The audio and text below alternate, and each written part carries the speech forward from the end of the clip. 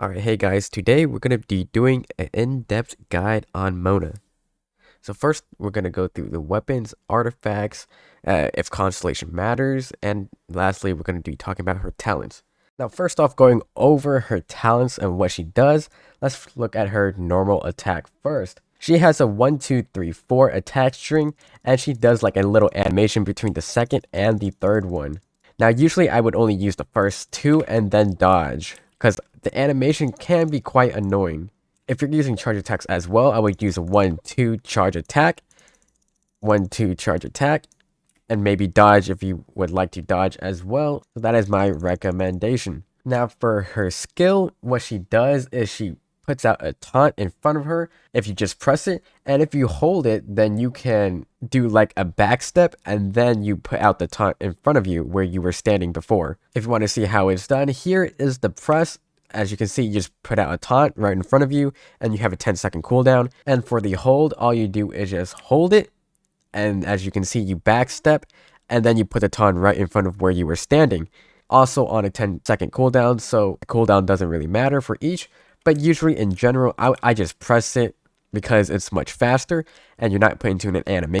But the animation can sometimes be useful, but I wouldn't recommend using it. I would just say press it and you should be fine. Now, if you did not know, Mona has a different type of sprint than the other characters, the only one in the game as of right now. So her sprint, as you can see, she goes underground in like her water state and you go run pretty fast. Now her sprint is faster than almost every single other character, so she's great at exploring the rest of the world if you're traveling around on foot, but sometimes this can be clunky during battles, so sometimes it's not as good as you might think. One final thing about the sprint is that you can put up a taunt just like her skill if you're in combat every few seconds. As you can see, honestly not that useful if you're actually attacking, but as you can see, it is a taunt, and that is her first passive talent if you did not know that, as you can see right here. So next up, going into her ultimate, what she does is she puts enemies into a state and applies Omen to them. What Omen does is it basically increases the damage the opponents can take for a few seconds depending on the level of your talent. And if the enemy is small enough, they will get stunned into this kind of bubble state where they won't be able to attack or move. As you can see right here, as I do my ultimate, you can see that they are put into this state where they cannot move or hit you. And if you just attack them once, they do the ultimate damage. As you can see, it does a lot of damage. So for her other passive talent, she increases her own hydro damage for an equivalent of 20% of her energy recharge. So energy recharge is definitely good on Mona. And for her last passive talent, whenever she crafts a weapon material, she has a 25% chance of refunding it. So it's definitely good whenever you're crafting weapon materials and trying to level weapons up. Let's talk about her weapons. These are the 5-star and 4-star catalysts that you can have on Mona. And we're not going to be going over 3 stars, as you should be able to get at least one of these 4-star weapons that I would recommend. So first off, we're going to be going over the Memory of the Dust. If you were lucky enough to pull on the banner and it got this weapons in some way, then if you were to run a main DPS Mona, this weapon would be alright on her. And keep in mind, I would only recommend this weapon if you're going to be a main DPS Mona. If you're doing like a sub Mona or sub DPS Mona, then this weapon I wouldn't recommend as much. Next weapon is the Lost Prayer to the Sacred Winds. Now again, if you were to run a main DPS Mona, then I would recommend this weapon. It is a 5-star. I mean, I would recommend putting on any 5-star if you have on a weapon on Mona. If not, then put it on a different catalyst user if you're using a different catalyst user. But this, I would say, is also mainly a main DPS weapon. So if you're running a main DPS Mona, then this is a weapon that I would recommend. For a support, I wouldn't recommend as much, but it can definitely be used as a support weapon. The last 5-star catalyst that you can have is the Skyward Atlas. For this weapon, definitely recommend over the other weapons. This weapon, I would say, is more versatile than the other ones. This can be used as both a main DPS weapon and a support weapon, but again, it's mostly a main DPS weapon, and so if you're doing a main DPS Mona, then I would still recommend this 5 stars, but I would recommend the other ones before using this one. Unless you have this one only, then I would recommend using this one, obviously. And I would say the 5-star weapons, I would just straight up use them if I were to have them. As you can see, I don't have many catalysts at all. But if I had a 5-star catalyst and I'm not using a 5-star main DPS on anybody else, then I would definitely use the 5-star weapons no matter what. And now moving on to the 4-star weapons. First off, we're going to be talking about the free-to-play weapons, such as the Frostbearer, the Prototype Amber, the Mappa Mare, the Black Cliff Agate, and the Royal Grimoire. So first off, we're going to go over the craftables. The Frostbearer and Prototype Amber, I would not recommend at all. Do not make these weapons to use on Mona. These weapons are not good at all for her, and you should not be making them at all. So I can't recommend using them. If you're free to play and you somehow got Mona and don't have any other catalyst, then the Mappa Mare can be used. It's not as good as the other 4 stars, but if it's the best thing you have, then I would definitely recommend using this. Next up, we have the shop weapons that rotate monthly in the Paimon shop. If you haven't seen before, this month is the Royal Grimoire as of recording.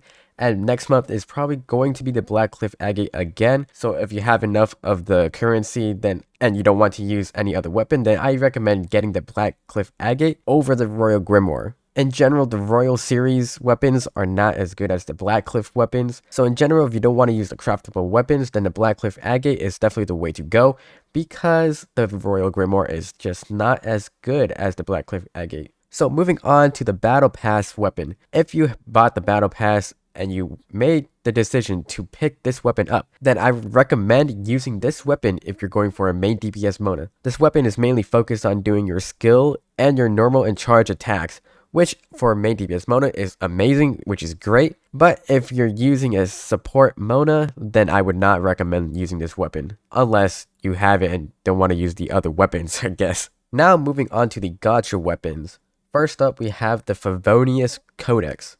Now this weapon is amazing. Mona definitely thrives off of energy recharge, and if you have this weapon, I recommend this weapon definitely, because one of Mona's talents is that she converts her energy recharge into hydro damage, and the weapon allows her to even get more energy recharge for her and her team.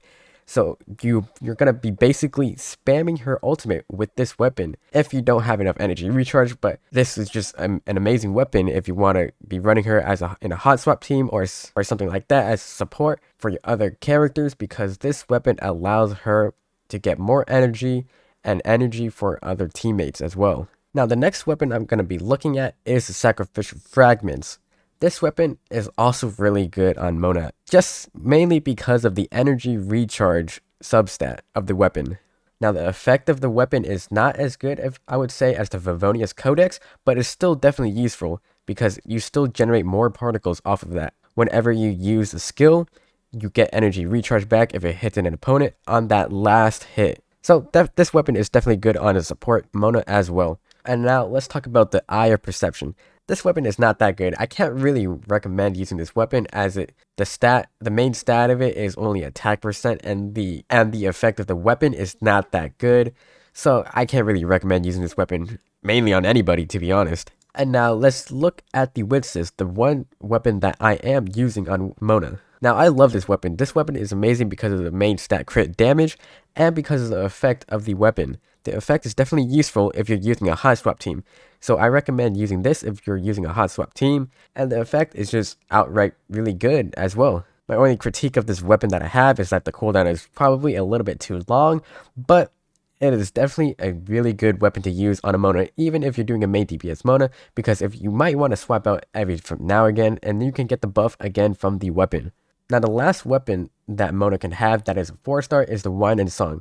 Now this weapon is definitely good as a main DPS Mona. I personally don't have it, so I can't say for myself how good it is over the other weapons, but if you got this weapon from the weapon banner, then I would definitely use this weapon as a main DPS Mona. Now going over artifacts, now as you can see, I'm running a 2-piece Heart of Death and a 2-piece Noblesse Oblige, and these are the main sets that I would recommend using on Mona. If you're running a support Mona, then I would definitely either go with a 4-piece 4-piece Noblesse Oblige or a 2-piece Heart of Death and Noblesse Oblige, as I am right here. So definitely if you don't have a person using a 4-piece Noblesse, then I would recommend using a 4-piece Noblesse on her. And if you already have somebody on the team that is using a 4-piece Noblesse Oblige, then I would definitely recommend using a 2-piece Heart of Death and a 2-piece Noblesse Oblige. If and only if you're running a main DPS Mona, then I would recommend using a 4-piece Heart of Death, as if you use a skill, then it increases your normal and charge attack damage. Please only use a set if you're doing a main DPS Mona, because it is honestly not that useful for a support Mona. So for the artifacts themselves, the flower and the feather will always be HP and attack as always, as you can see. And for the sands or the timepiece, I would recommend going for attack percentage or energy recharge.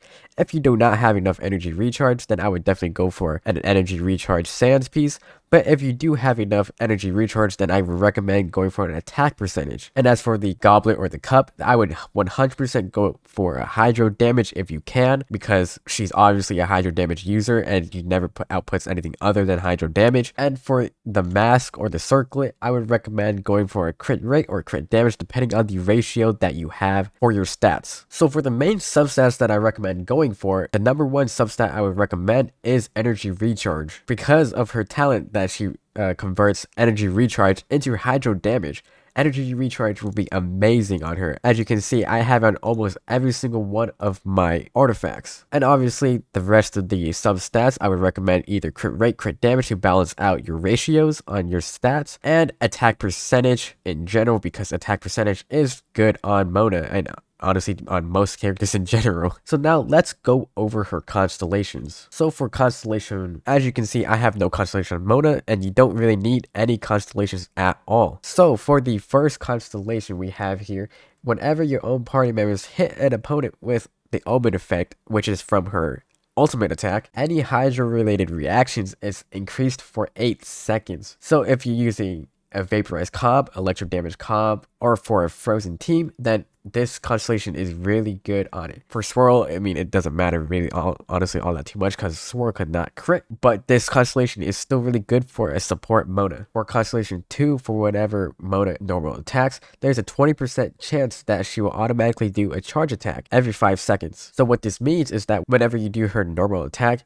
she has a chance to do a charge attack without going into the actual animation. So this constellation definitely enables Mona to be a main DPS. I personally wouldn't recommend going for a main DPS unless you have a C2 Mona. So for the third constellation, this is just an increase to the levels of the ultimates. So this just makes her do more damage for ultimates. For Constellation 4 Mona, when anybody in the party is attacking a person that is affected by Omen, the crit rate is increased by 50%. Again, this supports main DPS and support Mona, so this constellation is amazing because having an increase in crit rate is definitely really good. And as for Constellation 5, it just increases her levels on her talent. And for Constellation 6 Mona, whenever Mona is in her sprint state, she gains an increase in her charge attack damage every single second whenever you are in the sprint animation. Now this charge attack damage bonus can only have a maximum of 180%, so the max seconds you should be in the sprint state is 3 seconds to get the max stat of this constellation. Now this effect only lasts for 8 seconds, so you're going to have to be in the sprint state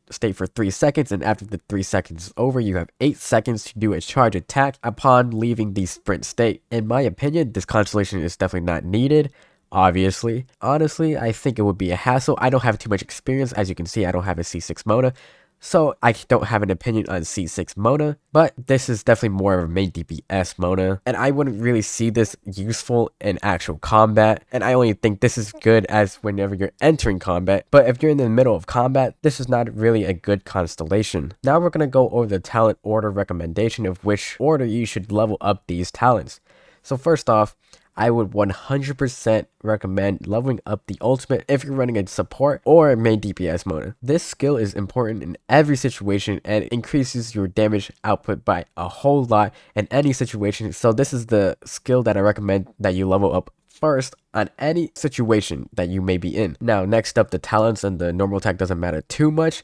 If you're running a support, then I would recommend going for the skill first. And if you're running a main DPS, then I would recommend going for the normal attacks first, and then going for the taunt skill next. Now let's go into the team compositions that I recommend when you're using Mona. Now Mona can be used in almost any team comp, such as like this one right here as a Zhao support. But let's go over some specific recommendations that I would definitely use with Mona. So if you have Fischl, I would definitely recommend using Fischl with Mona, as the electric charge will do amazing amounts of damage whenever they're both supporting, and it's just really good. Now, if you haven't seen any of the one-shot videos out there on any Genshin Impact monster, then this team right here is what it is. First off, you have Sucrose, who can boost the elemental mastery, and then we have Bennett, who basically buffs the whole team up, and then we have Mona with her ultimate, which also increases the damage taken by the monsters. So if you haven't seen the setup, please go watch some of those videos, because they are amazing, hitting over millions of damage. And Mona is part of that main group that uses it to one-shot enemies. Now Mona is definitely a good fit